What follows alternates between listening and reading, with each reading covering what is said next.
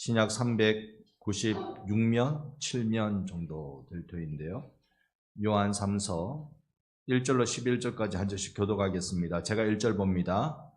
장로인 나는 사랑하는 가이요 곧 내가 참으로 사랑하는 자에게 편지하노라.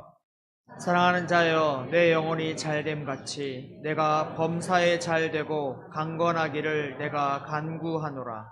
형제들이 와서 내게 있는 진리를 증언하되 내가 진리 안에서 행한다 하니 내가 심히 기뻐하노라.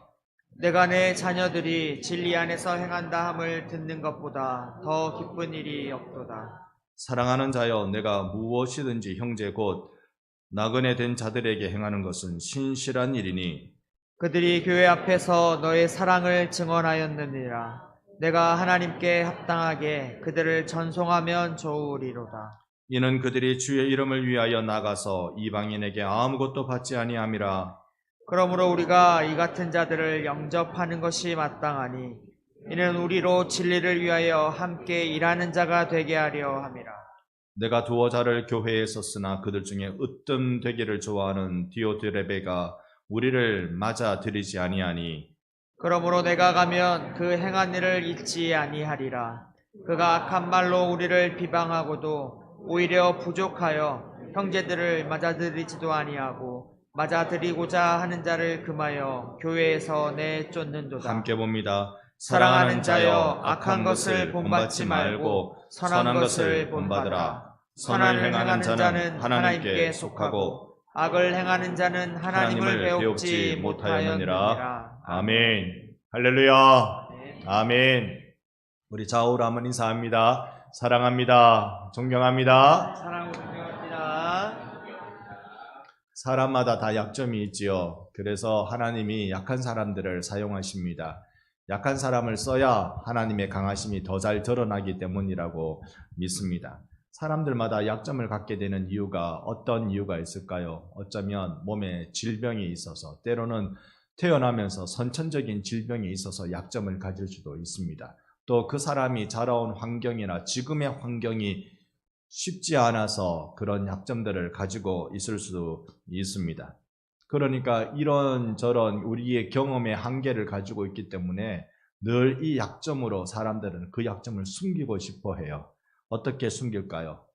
내가 못났다 싶으니 잘난 척하게 되고, 내가 모른다 싶으니 아는 척하게 되고, 내가 약하다 싶으니 힘 센 척하게 됩니다. 요즘은 목욕탕을 잘 가지 못합니다만 한때 월요일 이렇게 새벽 기도에 마치고 목욕탕에 딱 가면 겁날 때가 있어요. 온몸에 그림을 그려온 사람들이 있어요. 온몸에 그림을 그려왔는데 이런 그림을 그린 사람이, 제가 탕 안에 있다가 이런 그림 그린 사람이 딱 오면 움찔하고 옆으로 딱 비키게 됩니다. 한 5초 있다가 나오게 됩니다. 왜 그럴까요? 괜히 무서워요. 힘 센 척 하는 거잖아요. 그 사람의 힘이 얼마나 센지는 모르겠는데, 얼마나 큰 무게를 들 수 있는 힘이 넘쳐나는 사람인 줄은 모르겠는데 그 몸을 보면 무섭잖아요. 여러분, 우리는 센 척, 잘난 척, 아는 척, 왜 그렇게 하죠? 우리에게 약점이 있어서 그래요. 우리가 거기에 대해서 많이 상처가 되건 아니면 내 스스로 주눅이 들건 약점이 있으니까 센 척 하려고 하는 것입니다.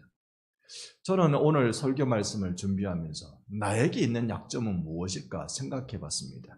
약점들이 많아서 다 알 수 없습니다만은 독특하게 있는 저의 약점 하나를 또 생각하게 되는데, 그 눈치 보는 겁니다. 사람들의 눈치 보는 거. 여러분, 제가 이 시간에 설교를 맨정신으로 이렇게 하고 있는 것 같지요? 제가 이 시간에 여러분의 눈을 다 봅니다.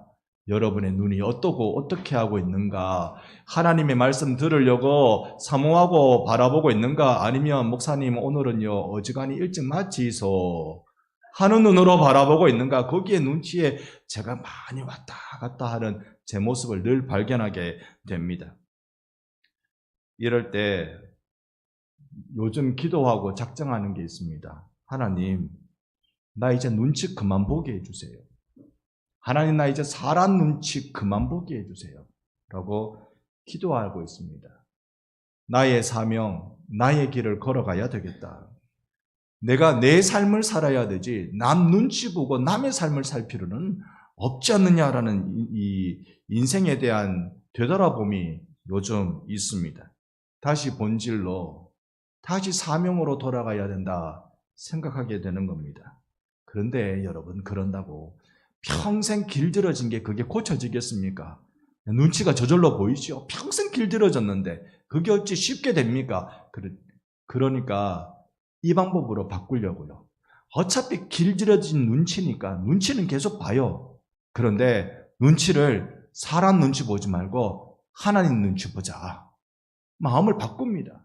어차피 눈치 보는 인생인데 사람 눈치 그만 보고 하나님 눈치 보자. 하나님 눈치 보자. 여러분, 오늘 여러분의 심령 속에 주께서 주시는 말씀이 여러분에게 삶의 도전이 되고 또 여러분에게 삶의 방향을 교정하는 일이 되고 무엇보다 그리스도께서 주시는 위로가 되는 말씀이 되기를 축원합니다. 모세라는 한 인물도요, 이스라엘에게 얼마나 큰 위로와 얼마나 큰 이 지도자의 역할을 해낸 사람인지 모릅니다. 애굽에 400년 동안이나 종으로 살았던 이스라엘 민족입니다. 그 이스라엘 민족에게 모세 한 명이 등장하는 건 그 모든 신음과 한숨과 아픔을 완전히 한번 바꿔버리는 하나님이 사용하신 큰 역사적 인물로 이스라엘에게 다가왔던 것입니다. 물론 그들이 광야 세월 동안 계속 모세를 원망하며 살았습니다. 그런데 이렇게 생각해 봅니다. 원망하면 여러분 누구에게 원망합니까? 나에게 영향력 있는 사람한테 원망해요. 이스라엘 백성이 모세한테 원망하지 저 바로왕한테 원망하겠습니까? 바로왕은 그냥 바로왕이고, 모세 나를 이끌어주는 하나님의 지도자, 그러니까 믿을만 하니까 그 내가 의지하는 마음이 있으니까 그를 향하여 불평이 나기 시작하는 것이죠. 저는 태어나서 저랑 이 성씨가 같은 사람, 본관이 같은 사람은 딱 한 명 만났습니다. 딱 한 명. 제가 박시성을 씁니다만 박시성은 대부분이 밀양 박시성을 씁니다. 밀양 박시성을 쓰는데 우리 박한수 선교사님도 밀양이십니까? 그럴 줄 알았습니다. 다 박시성은 밀양을 주로 쓰십니다. 저는 영예를 씁니다. 영예 박씨를 태어나서 딱 한 명 만났어요. 물론 우리 가족 친척 말고요. 딱 한 명, 선교지에서 만났습니다. 제가 그 선교지에 리더를 하고 있었는데요. 선교센터의 중요한 사역을 인도하는데 거기에 그의 겨울 리더를 하고 있었습니다. 그런데 그 멤버로 도와주러 온 그 스태프들이 한 10여 명 있었어요. 한국 사람들이.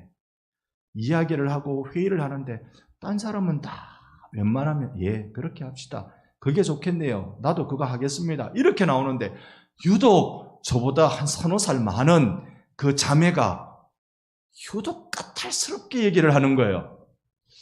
좀 힘들다. 제 의견에 반대하는 건 그 사람의 자유입니다만은 그 자유 때문에 공동체의 이 결정이 흔들리는 것 때문에 좀 힘들다. 그러기를 며칠 지나고 저를 따로 보재요. 따로 만나재요. 여러분, 눈치에 길들여져 있는 나로서는 그러면 가슴이 콩닥콩닥거리고 무섭고 우리 누나한테도 힘들어 죽겠는데 왜 갑자기 우리 누나 역할을 하려고 그러지? 그런 일 생각이 들고 가서 저한테 이렇게 얘기를 해요. 형제님, 내 마음속에 형제님을 리더로 생각하는가 봅니다. 그러니까 제가 자꾸 형제님한테 이렇게 불평을 이야기하고 불만을 이야기하게 됩니다. 정직하게 그렇게 마음 나눠주니까요. 그 다음에 제가 좀 힘이 생겼습니다. 모세를 향하여 이스라엘 백성이 원망하고 불평한 건 모세를 지도자로 인정한다는 부정적 표현인 것이죠. 그렇게 모세가 그럼에도 불구하고 이스라엘을 향하여 하나님의 위로가 되고 소망이 되었던 그 일들을 바라보면서 오늘 우리에게 있어서 위로와 소망이 되시는 내 구주 예수는 어떤 분일까? 내 구주 예수는 어떻게 나에게 다가오시는 분이실까? 여러분, 오늘 여러분의 마음에 여러분의 가슴의 문을 주께서 열어주시사 진정한 위로의 진정한 소망이 되신 예수께서 여러분 마음에 다시 주인으로 서시는 은혜가 있기를 주의 이름으로 축원합니다. 아멘. 오늘 요한 3서 말씀을 우리 같이 읽었습니다. 요한 3서도 여전히 바울이 요한이 에베소 교회로 보내는 편지로 보여지는데요. 특히 한 개인을 향하여 쓴 편지로 우리가 읽혀집니다. 바로 가이오라는 사람에게 편지를 썼지요. 이 가이오가 누굴까? 오늘 이 본서 외에는 다른 자료에서는 가이오가 누군지를 알 방법은 사실 없어서 그저 추측만 하는 겁니다. 그런데 요한 3서에 보면 가이오에 대해서 사랑하는 자, 사랑받는 자 이게 한 5번 정도 나와요. 이 짧은 구절 전체 1절부터 15절밖에 안 되는데 이 구절에 한 5번 정도 가이오를 향하여 사랑하는 자, 사랑받는 자. 이 요한이 얼마나 그 가슴 속에 가이오가 고마웠으면 얼마나 이 따뜻한 사랑의 감정이 넘쳤으면 말할 때마다 사랑하는 자, 사랑받는 자 그렇게 표현하고 있었을까요? 요한이 이 편지를 언제 썼을까 보면 대체로 주 한 90년경에 썼다고 보여집니다. 주 65년 이후로부터 이 네로 황제가 등극하면서 기독교는 극심한 박해에 놓이기 시작하는데요. 이 네로 다음에 황제가 되는 게 도미티아누스라는 황제입니다. 이 황제도 기독교인들을 박해합니다. 그런데 왜 박해했느냐면 황제 신 숭배를 거부하기 때문에 그래요. 황제를 신으로 숭배하는 걸 거부하기 때문에 기독교인들을 박해했습니다. 그 여러 박해로 인하여서 어려움을 겪은 자들, 숭배한 자들이 있습니다. 또 다 말씀드릴 수는 없지만 오늘 이 편지를 쓰고 있는 요한도요, 그 박해를 받은 사람이에요. 요한은 그래서 유배를 당합니다. 요한계시록을 쓴 것은 그의 유배지인 밤모섬에서 편지를 씁니다. 그 섬이 뱀의 섬이란 뜻이에요.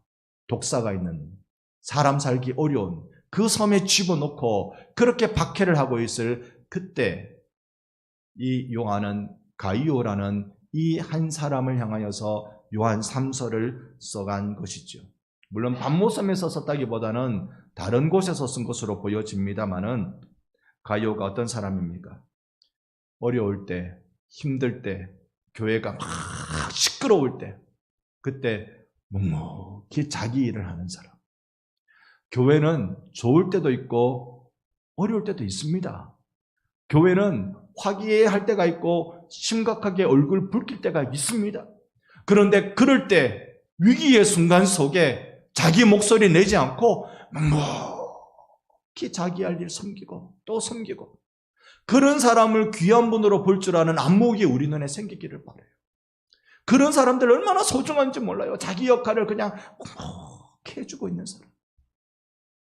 가이오가 그랬던 것이지요. 오늘 우리 반성교회 각 부서의 부서장으로 임명받으신 여러분, 그리고 내년에 섬기시게 되는 집사님으로 임명받으신 여러분, 여러분에게 목사로서, 목회자로서 권면해 드리고 싶은 말씀은 여러분이 있는 자리에서 충성하시기를 축복합니다. 충성은 주인을 향해 주인께 하는 것을 충성이라고 불러요. 예수께, 나를 세우신 예수께 우리가 충성하며 나가야 할 것입니다. 시대가 어려울수록 이런 충성된 일꾼이 더욱더 귀해지는 것입니다. 오늘 본문 2절 말씀은 참 유명한 말씀이에요. 저는 이 말씀 읽을 때마다 한 분이 늘 기억납니다. 이 말씀을 여러분 누가 제일 많이 잘 했는지 여러분 한번 보셔요. 2절을 이렇게 설교하신 분이 있습니다. 사랑하는 자여, 내 영혼이 잘됨 같이 내가 범사에 잘되고 내가 강건하기를 강구하노라. 제대로 흉내냈는지 모르겠습니다. 누구십니까? 조영기 목사님이 순복음 이 교회의 근간이 되도록 이 구절을 그렇게 많이도 읽었습니다. 외웠습니다. 그래서 삼박자 축복을 이야기했습니다. 영혼이 잘 되면 여러분 범사에 잘 되고 범사가 잘 되면 여러분 강건해질 줄로 믿습니다. 이 삼박자 축복을 이야기했어요. 그런데 그건 틀린 주장입니다. 이게 삼박자 축복이 아니라 이거는 기도의 제목이에요. 기도의 제목이에요. 다시 한번 2절 보여주실래요? 우리 같이 한번 2절 말씀을 그렇게 쉔에다 하지 말고 2절 말씀을 같이 한번 읽어보겠습니다. 사랑하는 자여 내 영혼이 잘됨 같이 내가 범사에 잘되고 강건하기를 내가 간구하노라. 아멘. 그래서 저는 이 본문 말씀을 읽으면 사실 조용기 목사님이 생각나는 게 아니라 늘 읽을 때마다 우리 김복근 장로님 생각 제일 많이 납니다. 우리 김복근 장로님, 시무 장로님으로 계실 때 주일 예배 때 기도하실 때 보면 꼭 이 성경 구절로 먼저 마음을 가다듬고 축복하고 그렇게 기도하셨던 거 늘 기억납니다. 우리 그 기도 한번 더 듣고 싶은데요, 장로님. 잘 그렇게 축복하는 일. 그래서 저는 이 2절 말씀을 다시 생각해 보니까 좀 요약해 보면 이런 것 같아요. 여러분이 형통하고 잘 되기를 내가 기도하고 있습니다. 그런 것 같아요. 형통하고 잘 되기를. 옆에 분께 인사합시다. 형통하고 잘 되기를 기도합니다. 형통하고 잘 되기를 기도합니다. 이게 우리가 해야 될 간구, 우리의 기도라는 것입니다. 은혜 받고 받은 은혜 때문에 내가 평강해지고 영혼도 잘 되고 범사도 잘 되고 건강해지고 여러분 이런 은혜가 여러분 가운데 예수 믿는 중에 충만하기를 다시 한번 축원합니다. 아멘. 교회는 이런 은혜의 충만으로 살아가는 영적 공동체이지요.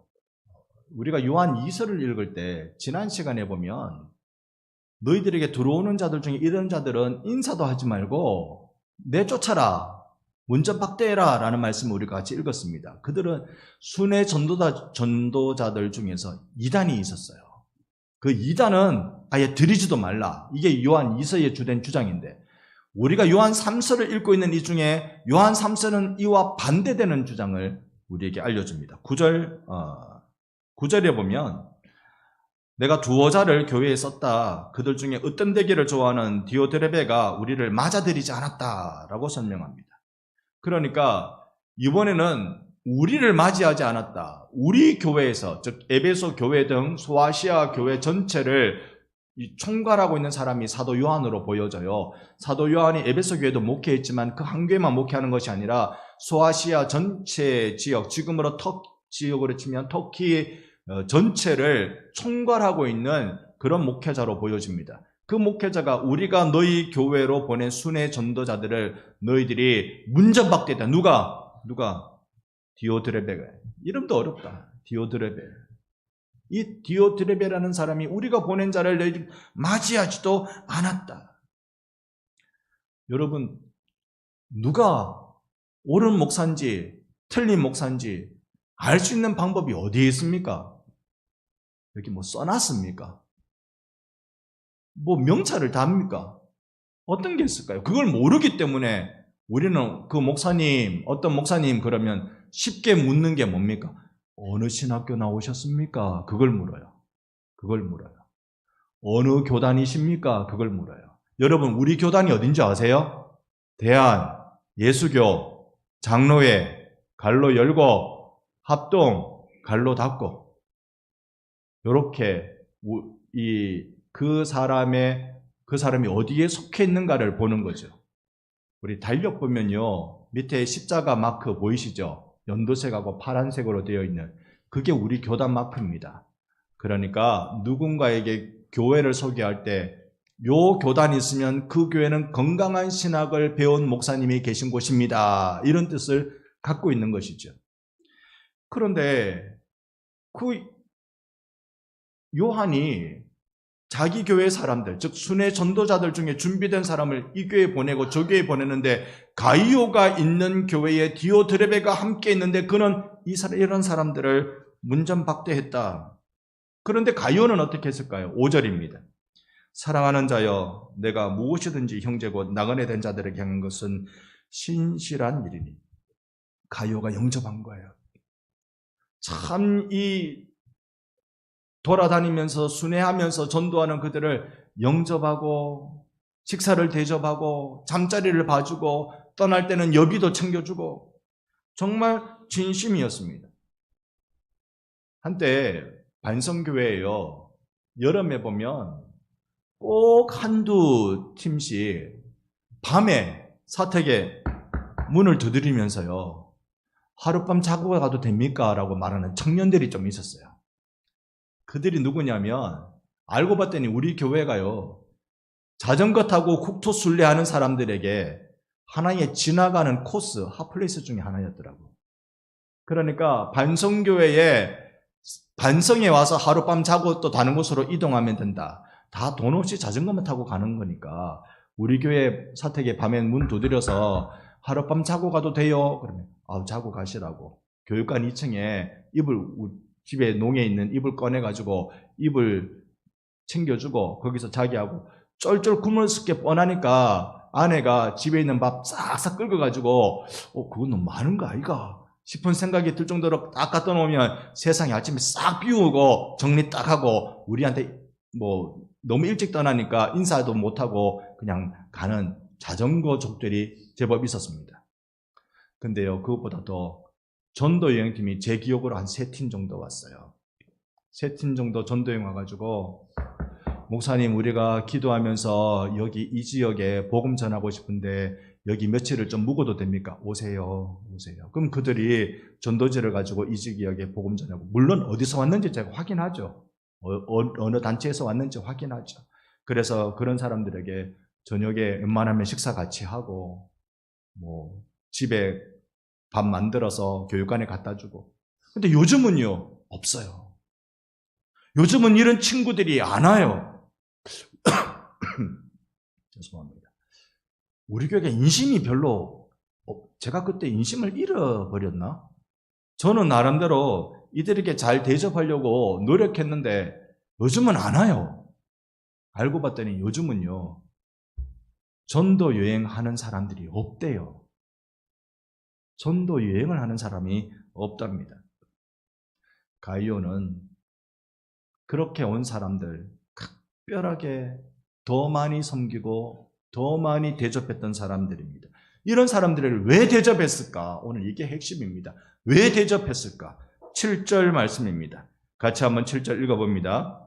이는 그들이 주의 이름을 위하여 나가서 이방인에게 아무것도 받지 아니함이라. 아멘. 2가지 기억하세요. 그들은 누구의 이름으로 나간다고요? 주의 이름으로 나가고, 아무에게든 이방인에게는 아무것도 받지 않아요. 이 2가지를 기억해야 되는데, 첫 번째, 주의 이름으로 나갑니다. 주의 이름이 어떤 이름인데요? 사무엘상 12장 22절, 여호와께서는 너희를 자기 백성으로 삼으신 것을 기뻐하셨으므로 여호와께서는 그의 크신 이름을 위해서라도 자기 백성을 버리지 아니할 것이요. 하나님이 여러분을 하나님의 백성 삼으신 거 하나님이 기뻐하셨다고 말씀하세요. 하나님 판단 잘못하신 거 아닙니까? 내가 약점이 얼마나 많은 사람인데요. 내가 웬만하면 조금만 삐끗하고 틀어지면 나는 원망이 쉽게 나오는 사람인데요. 나는 감사보다는 불만이 더 많은 사람이에요. 하나님 잘못 선택한 거 아닙니까? 하나님께 마음 좋아 행복할 때 마음껏 찬양하고 노래하고 세상 다 주신 하나님이라고 노래하고 그러지만 조금만 내가 내 마음대로 되지 않고 내가 힘들어지면 하나님 원망하고 불평하기 뻔한 난데, 그게 성경에 나타나는 이스라엘 백성들의 광야에서의 모습이었어요. 조금만 삐끗하면, 배고프면, 목마르면, 어쩌면 저쩌면 무조건 하나님을 원망하는 사람들이었어요. 그런데 그런 나를 하나님이 선택하신 거 기뻐하신다고요? 잘못 판단하신 거 아닙니까? 여러분, 구원은 하나님의 절대 주권이에요. 그 사람이 어떤 모습을 보는 것이 아니라 하나님이 내가 너를 사랑하기로 했다, 내가 너를 나의 자녀 삼기로 했다, 내가 너를 축복하기로 했다, 이것 때문에 하나님이 기뻐하시는 거예요. 여러분, 오늘 이 예배 시간에 나와도요, 내가 뭘 잘못했는데 그것 때문에 불안해하지 마시고 예수 믿는 것으로 여러분 하나님 앞에 안심하고 위로받으시기를 바랍니다. 주님이 여러분을 알고 계세요. 이런 날을 기뻐하셨어요. 그리고 어떻게 하신다고요? 그 이름을 위해서라도 자기 백성을 버리지 않는다. 여러분이 어떻게 하든지 간에 하나님의 이름을 위해서, 여러분 이름 말고 하나님의 이름을 위해서 여러분을 절대 버리지 않는다고 말씀하셨습니다. 우리 하나님이 여러분을 절대 버리지 않고 끝까지 책임져 주실 줄로 믿습니다. 주의 이름을 위해 나가는 이 순회 전도자들, 이들의 유일한 신앙은 나는 하나님이 나를 부르셨다. 그 나라와 제사장으로 나를 삼아 주셨다. 고난과 박해의 시대 속에 이렇게 나가면 죽을 수도 있는데 내가 나가는 것은 하나님의 이름으로 나는 나아간다. 오늘 7절 말씀 다시 봅니다. 그들이 주의 이름으로 나아가서 이방인들에게 아무것도 받지 않는다 그랬어요. 아무것도 받지 않는다. 교회 외에는 이방인들에게, 내가 복음 전하는 그 이방인들에게는 아무것도 받지 않는다. 받지 않는다 표현이 맞는지, 못 받는다가 표현이 맞는지, 안 믿는 사람이 전도자에게 뭐 해주겠다고요? 욕만 시큰 해주겠지. 그런데 그들에게 뭐가 있느냐면 믿음의 선교 마음이 있는 것입니다. 믿음의 선교. 이것은 허드슨 테일러라는 영국에서 중국으로 파송받은 선교사를 통해서 이 기독교계에 전체적으로 번진 뜨거운 선교의 마음인데요.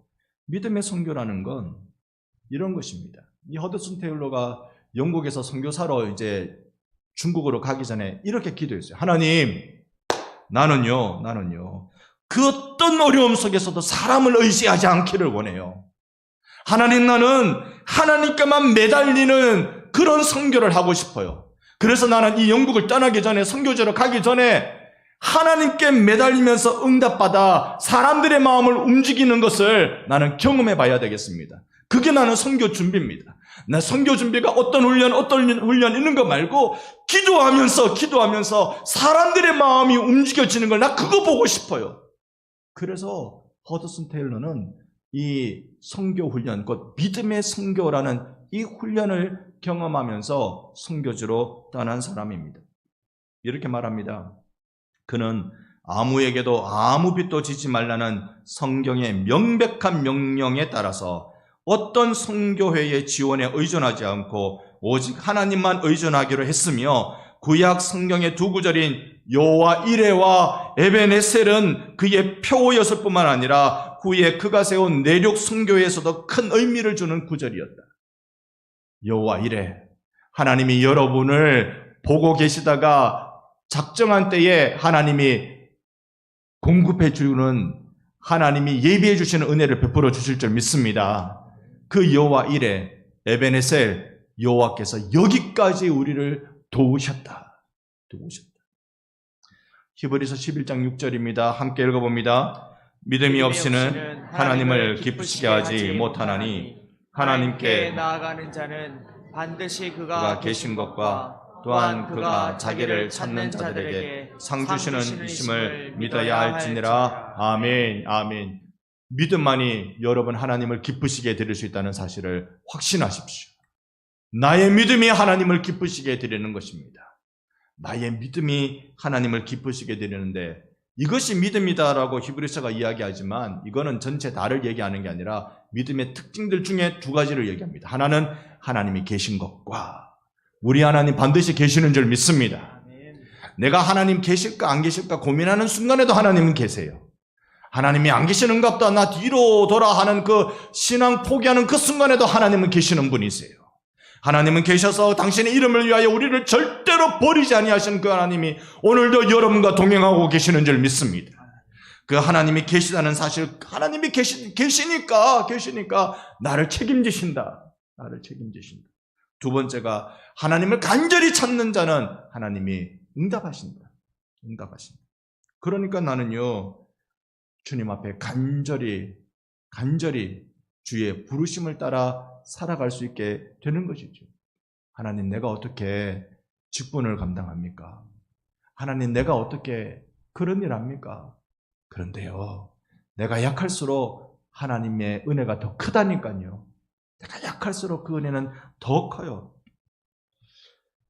요한 3서 오늘 11절에 보면 이제 하나님의 이름으로 나가는 자, 이방인들로부터는 아무것도 받지 않는 저들 통하여서 우리는 이제 이렇게 하기를 원하시는데요. 11절 같이 읽어봅니다. 사랑하는 자여, 악한 것을 본받지 말고 선한 것을 본받으라. 선을 행하는 자는 하나님께 속하고 악을 행하는 자는 하나님을 배웁지 못하였느니라. 아멘.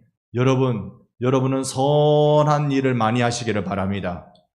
선한 일 많이 하시기를. 로마서 12장 21절은 우리에게 뭐라고 말씀해 줍니까? 악에게 지지 말고 선으로 악을 이기라. 이기라. 보브 위랜드라는 미국의 한 장애인이 있었습니다. 전쟁에 참전했다가요, 두 다리를 다 잃어버렸습니다. 그에게는 이 두 팔과 엉덩이가 있어요. 이 두 팔과 엉덩이를 가지고 미국 횡단을 하는데요, 3년 8개월 6일 만에 미국 이 끝에서 저 끝까지 횡단을 했습니다. 사람들이 다 놀랬지요. 두 팔과 엉덩이로만 미국을 횡단을 다 했어요. 그런 그가 이렇게 말했습니다. 나에게 두 다리는 여분이었다. 여분이었다. 안 된다고 생각할 때는 다리가 12개라도 안 된다. 그러니까 된다라고 마음 먹는 게 중요하다. 이거는 개인의 성공의 교훈이겠습니다만, 오늘 우리들에게 세상 어렵고 환난 속에 갇혀 있는 우리들이라 할지라도 나는 하나님께 속한 사람이다. 나는 하나님이 불러주신 사람이다. 하나님이 내가 간구하는 것 응답해 주시는 분이시다. 믿고 나아가기 시작할 때 여러분, 미국 횡단이 아니라 온 세상을 살리는 일로 우리 반성교회가 쓰임받게 될 줄로 믿습니다. 악에게 지지 말고요, 선으로 악을 이기세요. 이걸 우리는 반대 정신이라고 말할 수 있습니다. 여러분께 한번 여쭤봅니다. 반대 정신이란 내게 공격해 들어오는 이 정신과 반대되는 것을 가지고 싸우란 말이에요. 나를 향하여 비난이 많이 올 때 내가 어떻게 반응하면 반대 정신입니까? 나를 비난할 때 무엇해야 반대 정신이지요?